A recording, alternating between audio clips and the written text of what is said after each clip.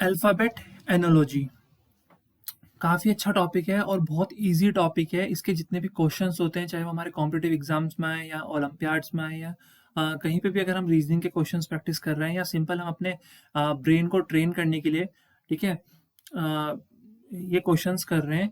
सो इन questions को करने के लिए सिर्फ एक ही चीज़ की ज़रूरत पड़ती है, वो है हमारी अल्फ़ाबेट सीरीज़ की और उनके कोड्स की।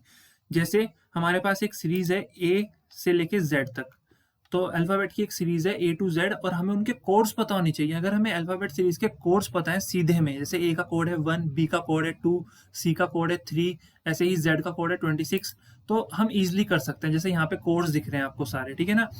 और हमें इनके कोड अगर रिवर्स में पता है तो भी अच्छी बात है, बट अगर सीधे ऑर्डर में भी पता है तो इनफ है, ठीक है।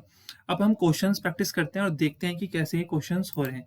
जैसे यहाँ पे फर्स्ट क्वेश्चन हमारे पास है MAD मैड, देन मैड को हमने क्या लिख रखा है JX से, तो हम इस तरह दिखाएंगे यहाँ पे कि मैड को हमने क्या लिख रखा है MAD, इसको हमने लिख रखा है JXA। तो सेम हमें बताना है कि RUN को हम क्या लिखेंगे, ठीक है, RUN को हम क्या लिखेंगे।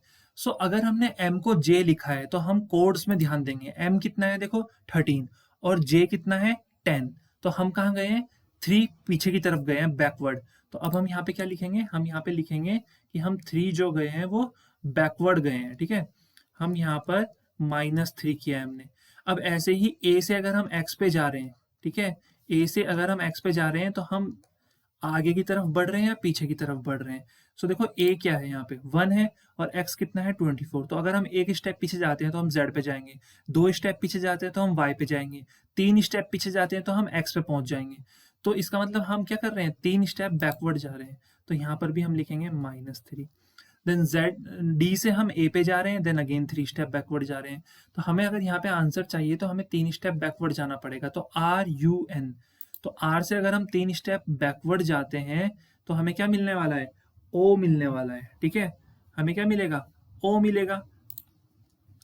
और अगर U से हम 3 स्टेप बैकवर्ड चले जाते हैं तो U से एक स्टेप बैकवर्ड चलते हैं तो हमें क्या मिलेगा T, 2 स्टेप में मिलेगा S, 3 स्टेप में मिलेगा R, है ना। तो हम 3 स्टेप पीछे गए तो हमें क्या मिल जाएगा R।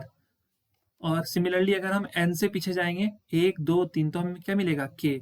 तो हमारा जो आंसर हो जाएगा वो हो जाएगा O, then R, then K। तो यहाँ पर भी हम 3 स्टेप पीछे गए, 3 स्टेप बैकवर्ड, 3 स्टेप बैकवर्ड, तो हमारा आंसर हो जाएगा ORK। तो चलिए नेक्स्ट क्वेश्चन देखते हैं क्या बोल रहे हैं कि अगर हमने फिल्म को किसी कोड लैंग्वेज में ADGH लिख रखा है तो सेम कोड लैंग्वेज में हम मिल्क को क्या लिखेंगे। सो देखो सिंपल सी बात है, कोडिंग का क्वेश्चन आ रहे हैं यहाँ पे, ठीक है, कोड लैंग्वेज के क्वेश्चन आ रहे हैं तो सॉल्व करते हैं इन्हें। देखो FILM, फिल्म को हमने लिख दिया है ADGH, तो हम मिल्क को क्या लिखेंगे MILK। सो देखते हैं हम यहाँ पर F से हम कहाँ जा रहे हैं A पे जा रहे हैं, F से हम कहाँ जा रहे हैं A पे जा रहे हैं। तो देखते हैं F से A पे जाने के लिए हम कितना पीछे जा रहे हैं। सो F से अगर हम A पे जा रहे हैं तो F 6 है और हम A पे जा रहे हैं तो 6 - 1 कितना होता है 5, तो हम 5 स्टेप बैकवर्ड जा रहे हैं। देन अब हम देखते हैं I से हम D पे जा रहे हैं, I से D पे जा रहे हैं तो I कितना है यहाँ पर कहाँ पे I, ये 9, और I से हम कहाँ पे जा रहे हैं D पे जा रहे हैं तो 9 - 4 5, 5 स्टेप बैकवर्ड जा रहे हैं।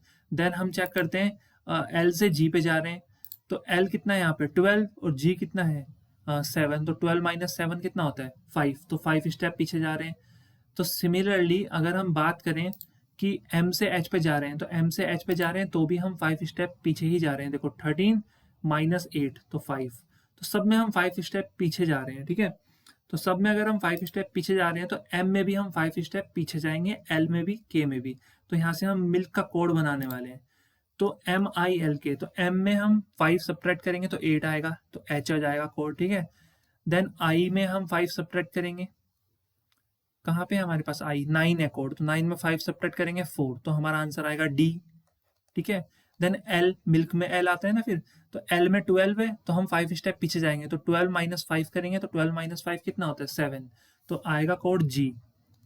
देन K, मिल्क में K आता है तो K में 11 है तो 11 में 5 सब्ट्रैक्ट करेंगे तो कितना आएगा 6, तो 6 का कोड क्या है F, तो हमारा आंसर आएगा HDGF। क्या आएगा? HDGF। तो इस तरह से हमसे क्वेश्चन पूछे जाते हैं। ओके, जैसे नेक्स्ट क्वेश्चन है मुंबई। मुंबई, तो मुंबई को हमने लिख रखा है LTLAZH।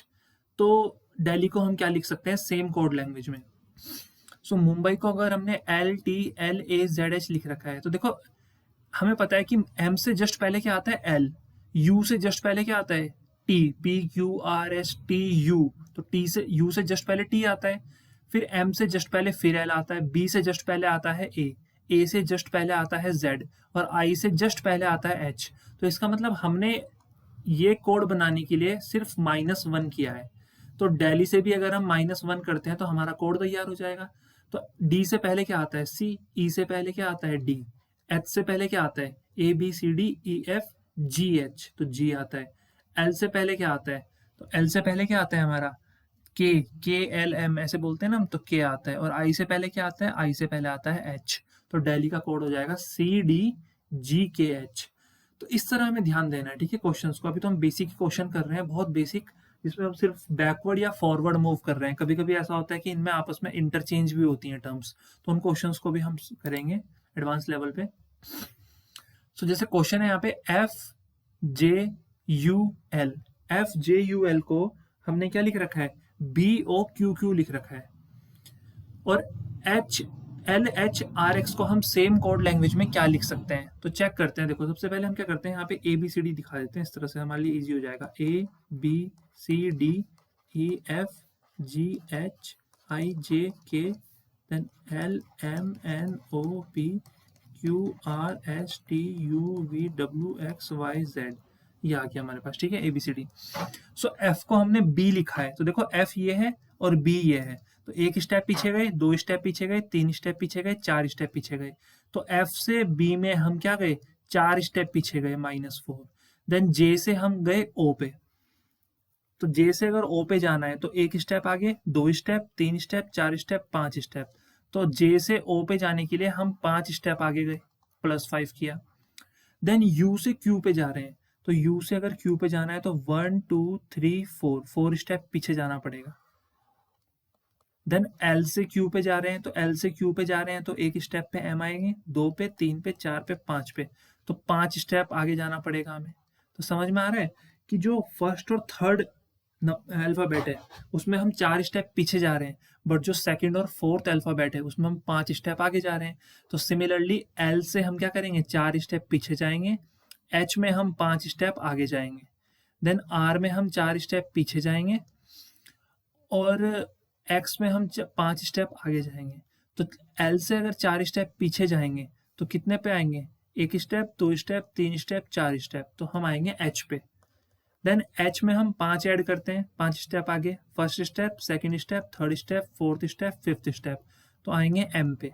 देन R से 4 स्टेप पीछे, so first step, second step, third step, fourth step, तो N पे आ जाएंगे। देन X से 5 स्टेप आगे, तो first step, second step, third step, fourth step, fifth step, C। तो जो हमारा कोड हो जाएगा वो हो जाएगा HMNC। सो बहुत ही इजी क्वेश्चन है, कैसे सॉल्व करते हैं। जैसे एक क्वेश्चन है ट्रेड, कि trade is related to UQBCF in the same way plate is related to, तो प्लेट किससे रिलेटेड होगी?